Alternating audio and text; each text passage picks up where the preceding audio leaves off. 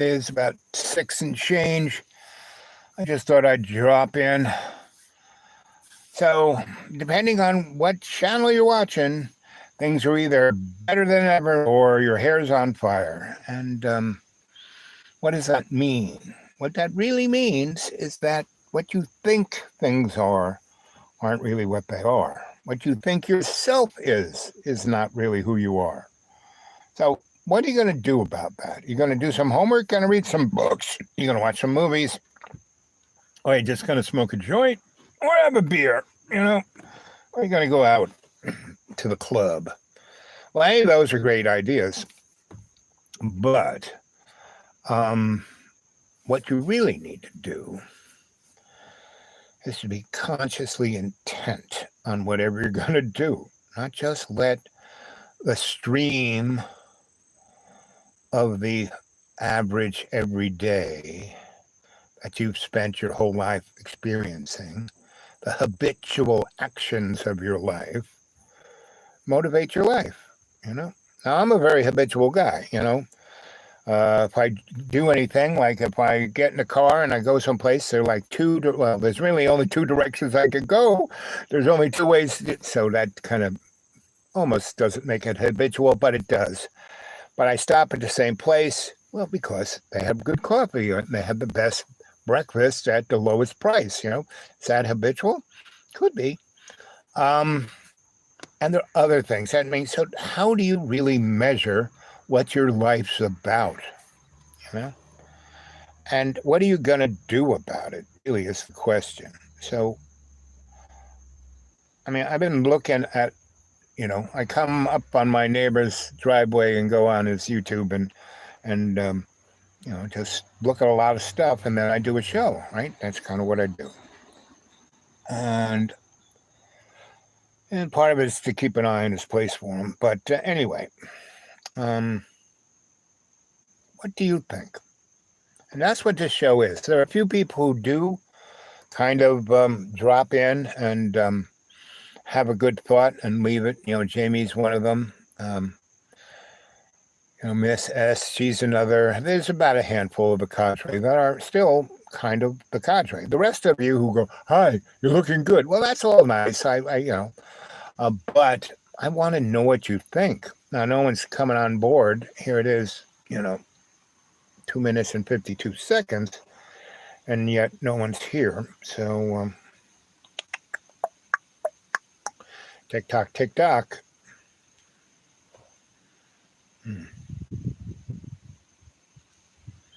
And all the wars that are going on, you've got to make a prayer about somebody. Make a prayer about the other who's forgotten, the other who is hated, the other who is attacked for no reason at all. That's the other. The other, the 2.4 billion people on this planet who are homeless. Now, you might have a homeless person or two in your downtown, or you might have a little encampment, but just think of that, how those people live. And they're living that way in the richest country, not long, the richest country on all of Earth and all of Earth's history, right? So that's the homeless people, right? Those people in your neighborhood, the people in your downtown, the homeless encampment. Now just multiply that by 2.8 billion people. What do you think? Hey. That's what you think? Hey, I said, my mom used to say hay's for horses, So what's going on, right? What's your excuse, What are you going to say, right? How are you going to put it, Come on, I want some insight. I don't know. I'm just a puddinhead, I'm just your Sensie Owl Bob, here to tell you a story. Well, last show I told a bunch of stories. That was kind of fun. But I want to hear from you guys. So 2.8 billion homeless people. How about hungry folk? They go, I was listening to, on Fridays, my public radio station, that the people around here love it. They are very well funded by the community that's here, right? They don't need to have they never have a drive.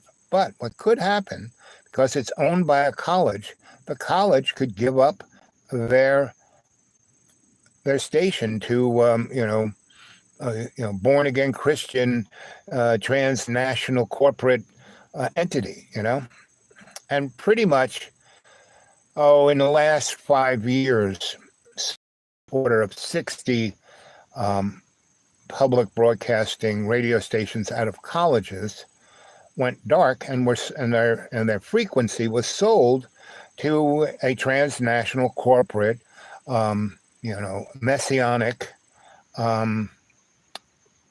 kind of Christian thing that speaks only of who is the enemy and the end times are coming, and they're not coming anytime soon. Sorry, kids, they're not. That doesn't mean that time's going to be, we're in the money. No, we're in the United States. Donnie Trump, the game show host with the most, has done more harm, right? And we had the understanding of who and what he is. He hasn't changed for the first 4 years he was here. He is doing the same thing, but he now has a heritage fund and about 10,000 lawyers and about $20 trillion behind him. And he can do whatever the fact, and all he's doing is making money. It's all deals. He's the deal maker, and it's all, he's not making the deal for you. He's not making the deal for America. He's not even making the deal for the human race or the Christians. He's making the deal for Donnie Trump. That's it. He was on the bankrupt side of his equation. But since he's gotten the president, since the Supreme Court says no matter what he does here, he can't be held liable for, he is doing all the stuff that all the freaks want him to do. We now have our own secret police. What? I mean, we already had it. If you ever saw the movie Gangs of New York, the message of that was, people, we should defund the police. The police don't really protect us. The police aren't doing their job. No, the police are doing their job. Their job is to protect property and the people who own that property. That's it. And not you. You don't own your house. You don't own your car. You have a lien on it. Bank owns it. George Carlin, my mentor in politics, he basically, the world is run by a few people who belong to a country club, and you are not a member. And so that's Elon Neon Husk wants to basically put everyone in and we probably are already there in the Matrix. We're probably all in the bathtub being batteries. But what are you going to do? Are you going to go along with your habitual action, or are you going to basically kind of try to wake up? Not be woke. I hated that word. And guys, can't you just put what you write? I don't have my glasses with me, I'm an old fuddy-duddy. I don't think about it. I should have my glasses here. Are there any glasses here? Let's see. Because I can't read what you write. And pretty much, mostly, the people who write something of value do it in capitals. Why don't you try that out? I donate to homeless people. Oh, isn't that nice? Isn't that nice? What you really should do is invite them into your house. I mean, that's what I did when I lived in the Lower East Side. Took over abandoned buildings, lived in them, fixed them up, and then invited homeless people in to learn how to fix up their own apartment. I put metered electricity in 50 buildings, so 500 people could have a home. I had to pay rent, just had to pay an electric bill, because their electric bill was a platinum ID of they live there. And that's why the Lower East Side went from, you wanted to, it was like something out of, a pogrom, right? That's what the Lower East Side was in the 70s, 80s, and early 90s. It was a pogrom. The 60s, it was kind of fun. It was a community. It was like a hipster, poor, like a real, not hippies, they were flower children, and I was one of them, right? And I lived with Allen Ginsberg in a defunct nunnery that was turned into apartments. And the guys who bought that building and renovated, I was the electrician, right? So my grandpa Stoll was the dude, but that was my gig, my job. Yeah, it was not a big deal. We had, I think there were 6 apartments in this nunnery, and they were more like condos. I mean, they were really beautiful spaces, really, really, really beautiful spaces. And in the basement, not the basement, but in New York buildings, they had these places that were almost basement, but not. They were like under the steps. And those steps were there. The first floor was a good 12 feet above street level. And when those brownstones were built, they were built with those big steps, the stoops, as they were called, there because there were no cars, there were horses, and the streets were full of shit, right? Not only horse shit, but human shit, and dog shit, and every kind of other shit, right? So the people, would go up these steps, and they would scrape their feet off those steps, and then when they got to the front door, their feet were kind of clean, right? But underneath the stoop was a hollowed space where door that there was an apartment there, and that's where the super used to live, right? And the guy who bought that building and had us renovate it, Grandpa Stoll and the other folk of our collective, his buddies, the guy said, you wired this place, you've been here when it's built, why don't you, I'm gonna let you stay in the super space, because the basement was like, the basement of Calcutta, no windows, no light, no air, no nothing, had the boiler, had the coal bin, a few other things. I mean, we changed the boiler to gas, but anyway, so my little, and they called railroad apartments. They were just long things, right? The length of the building, right? Now, it was on 9th Street. So I had windows on the whole side. And 9th Street kind of went down from the park, right? From Avenue B. It kind of went down to the river, right? And I was below street level by about 4 feet. The thing was 4 foot. Right down below street level. So I'd be sitting at my little table eating my Cheerios in the morning, and I watch people walk by. And this is in the 60s when girls wore like mini skirts, and I was sitting below where their skirt was. So I'd be all I had to do is that and see what undies they were wearing or what they didn't wear. I mean, that was, kind of fun. And in the middle of my apartment was this, circular steps that went up to the ceiling. And the ceiling was boarded up, right? And one day, boom, boom, boom, boom, on my door, I open it up, and there's this guy with a big black beard and big black glasses and bushy hair. And he said, "Hi, I'm your neighbor upstairs, Alan. And I can smell that you really like to cook."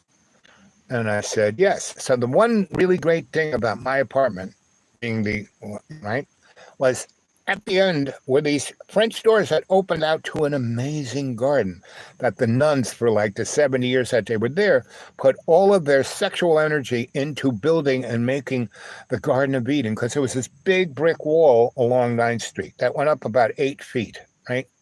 And in the middle, there were trees and bushes and every kind of fruit thing going on, and just gorgeous, and a spring and a fountain, and it was just gorgeous. And Alan said, "I can tell you like to cook. I want you to come upstairs." And so come up, and you go into, basically the lobby, and he's got this whole side all the way to the back, and it's really wide, half the building, right? Mine was only a third of the building, right? So he's got half the building, and you come up there, and what they had was the kitchen, this kind of beautiful dining room, another kind of like grand room, and then over here was there like where the nuns prayed. So the big stained glass window, and in the back there was lots of shelves for books. Actually, 2 walls were shelves for books, but They prayed in there. And on the other side was this unbelievable bathroom, right? And then there was a door where it went to the, this staircase to up below, but that was, knocked off. So, and there were 3 rooms there, like bedrooms, right?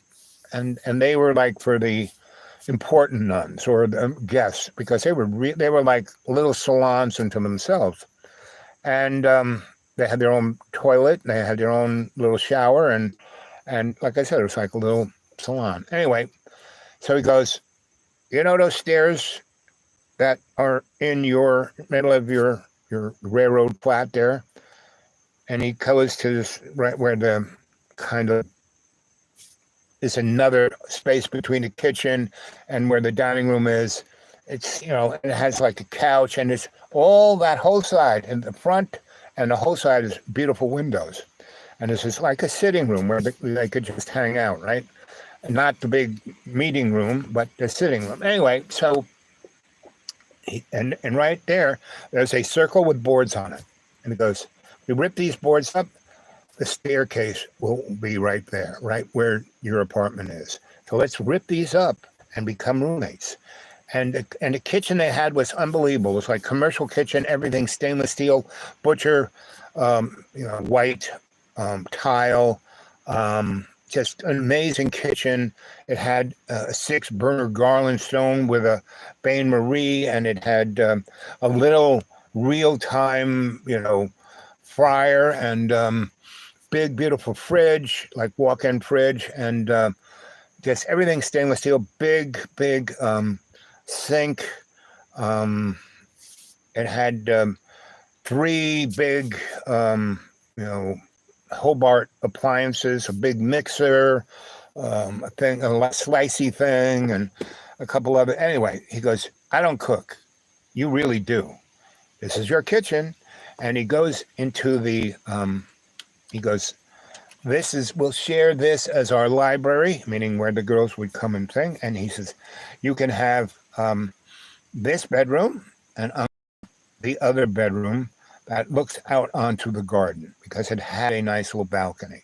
I said, you know what, Ellen, the staircase is great, but I'm going to build a staircase, because I was working for Joe Battle and I could weld. And I said, we're going to build a staircase from your little balcony down into the garden, right? And we're going to take this wall out so you can have a really nice, not just one nice little bedroom, but we don't need, so I'll take this other one because it looks out onto the park. That's very cool. I like that. And it's big. And, I'm going to take one wall as my library, because they had this one part of that 2, shelves.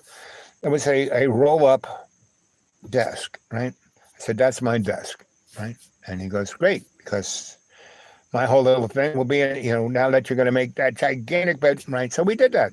And it was like, I got a couple of buds from work. We went in my big truck and got some materials. And like in a weekend, we built the metal stairs. We took out the wall. We did a bunch of things. And bingo, bango, that was our salon.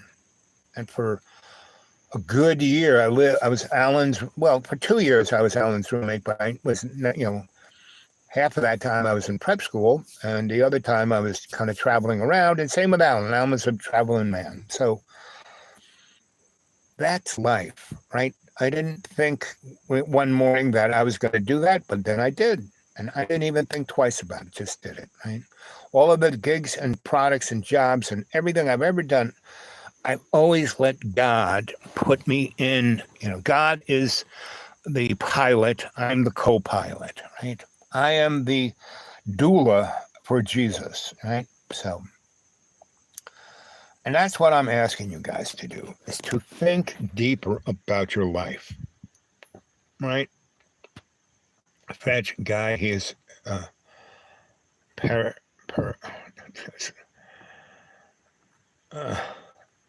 guys, please.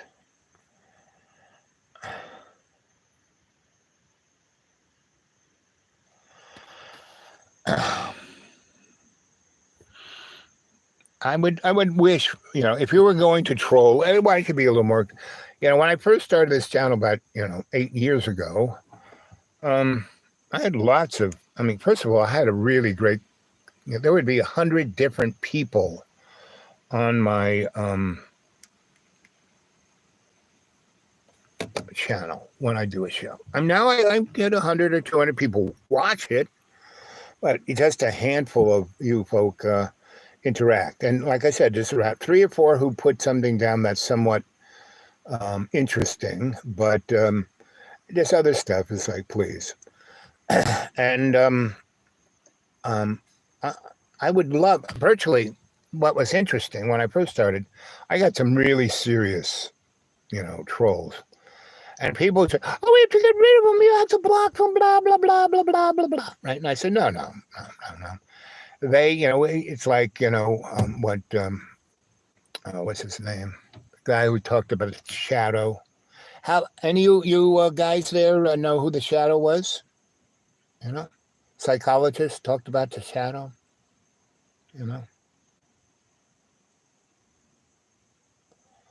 Anyone?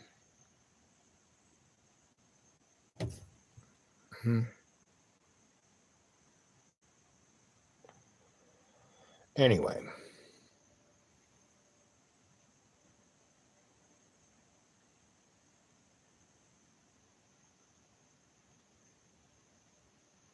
I tried. What, you don't like that eyebrow? Come on. The problem with trimming my eyebrows is the more I trim them, the more weirder they get. So I just kind of let them be, and they let me be. So that's kind of how it goes. And, there's a lot more for me to deal with than trimming my eyebrows, right? So, but boy, that was good. You used a few words there. That was interesting. Hi.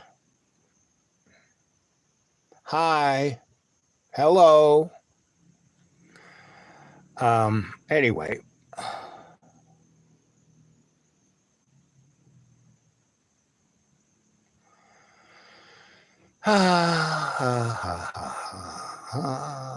Dooby. Anybody ever go to a rainbow gathering? Anybody ever start a community center? Anybody ever have a TV show where 7 million people watched it every Thursday? Anyone ever travel the world? Anyone live with indigenous people? Anyone got stories about living with being the first white person that indigenous people saw? Anyone have the story about that?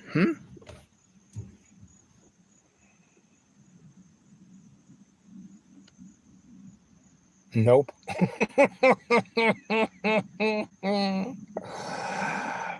What's your best story? Let's hear your best story. What's the best thing you ever did? What kind of food do you like? What do you cook? Do you bake? How's your family? What kind of family did you come from? Now, my family was difficult, but not boring. Very interesting, very diverse, very loving. They were screaming and yelling, and being the youngest and small, I was always, no one ever noticed me, which was good. I would be over kind of watching what was going on, just taking notes, And then about 12, I started to grow. But up until 12, I was like no more than, 5 foot. I was, and everyone else in my family was tall. My mom was 6'1", right? She was she was a basketball phenomena in the 1920s. When I was a kid, my buddies were over our house, and my mom talked my dad into sticking a basketball net on the garage. And so basically we were fooling around, and we didn't even we were so small we couldn't even get the ball close to the net, not even the backboard, So anyway, we're fooling around with a basketball, and it gets away from us, and it rolls across the driveway and down this hill to where my mom was, and she was about maybe 20 meters, maybe even 30. She was at the corner of the property, right? And the house was in the middle of the property, and she's over there, right? And she's over there because she's burning garbage. Because back in the day, that's what her family did, and like here, that's what they do here. They don't have the garbage man; they burn their garbage. And if you were to figure out the carbon footprint, it probably is less carbon than if you put it in a garbage can, had a truck pick it up and drive it someplace, and then you screw around with it and separate it, and then bury it and then burn it, and so anyway, my mom's over there burning the garbage because she sat there so she could smoke cigarettes, so she would smell more like burnt garbage than cigarettes, right? So anyway, the ball kind of rolls over with it, and she's sitting in the chair, and she just puts out her leg and she stops the ball with her foot, right? And she kind of rolls the ball on the bottom of her foot, and then kicks the ball up into her hands as she is rising out of the chair, right? And she's standing there. She doesn't, because it's dirt, she doesn't dribble the ball. She just takes the ball and goes whoop, and the ball goes swish.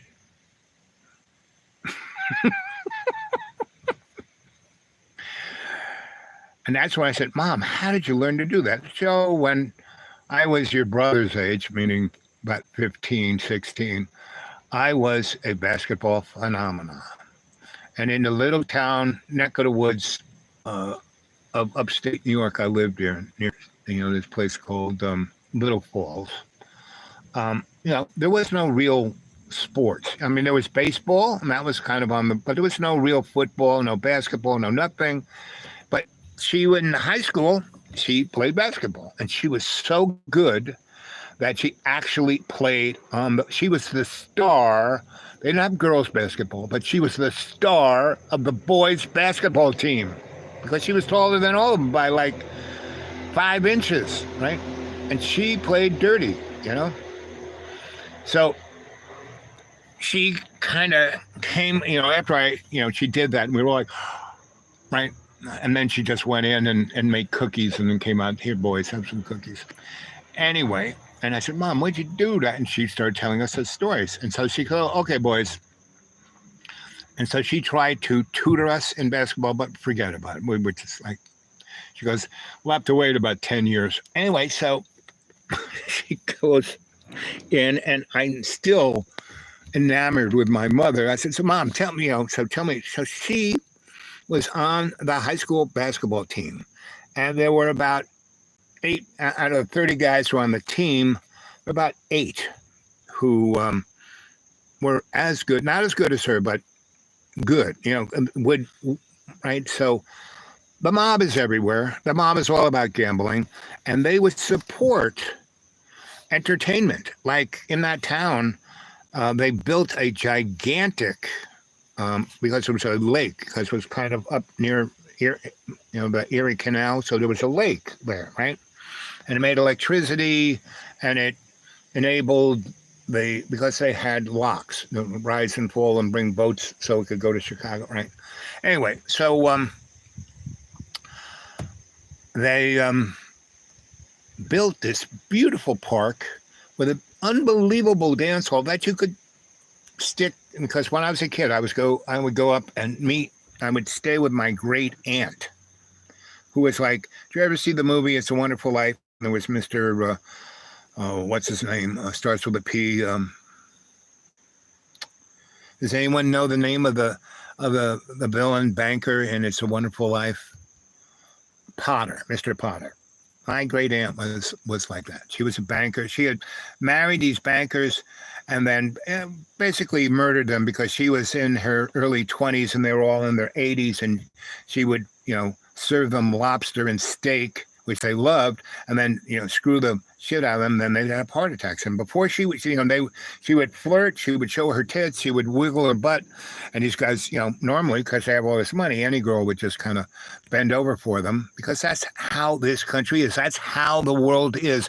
Go study history. Everyone's been having sex like rats since the beginning of time. It's only recently that we have incurred guilt and religion into sex.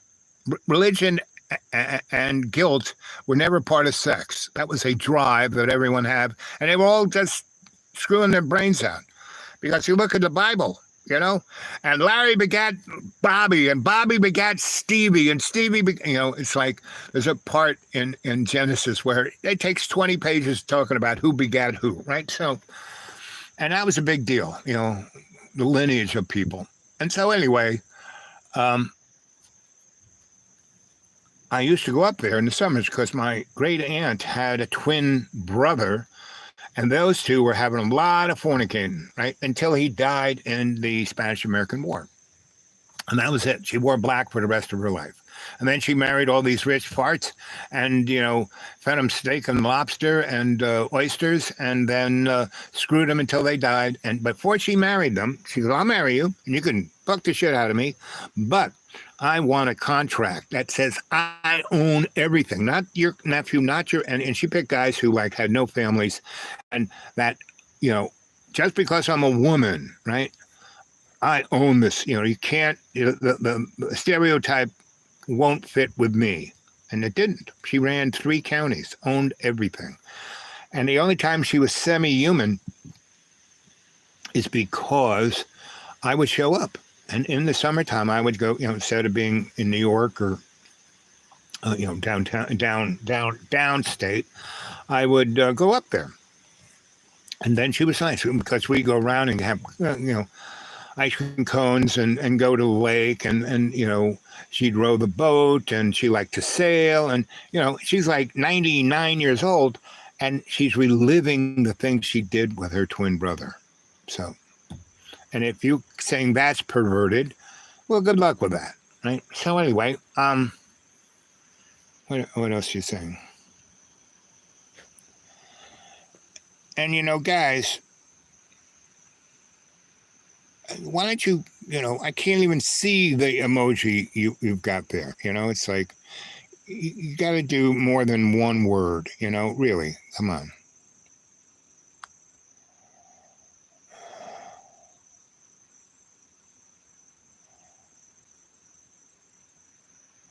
Broling? Really? That's a bro? You're a bro? So do you know the president and the secretary of defense? Are you bros with them? Wow. Anyway, so back to the story. My mom, basketball phenom, right? So she basically is doing this. She's like, the Harlem Globetrotters, all white, one woman who's the star. And they go around upstate New York and do these things, and they sell tickets like unbelievable, and they're doing gambling right there. And whoever thought they were a good team would come and challenge them. I mean, those are the good old days, before these things, before, platforms. Right. Anyway, so no one's watching. Okay, 29 minutes, and this thing is almost dead. The battery was almost dead anyway. So I'm going to see you later because no one's saying anything. And again, good morning, good evening, good afternoon, and welcome to Dreamy Lane. I am your sensei, here to tell you stories. Don't believe a word I say. But boy, you guys gonna have fun in the next 6 months. Every day is gonna seem like 5 years of hell. I love it. I love it. I love Donnie Chup. I love Donnie Chup. I love Donnie Chup. Oh, I love him. I love him. I love him.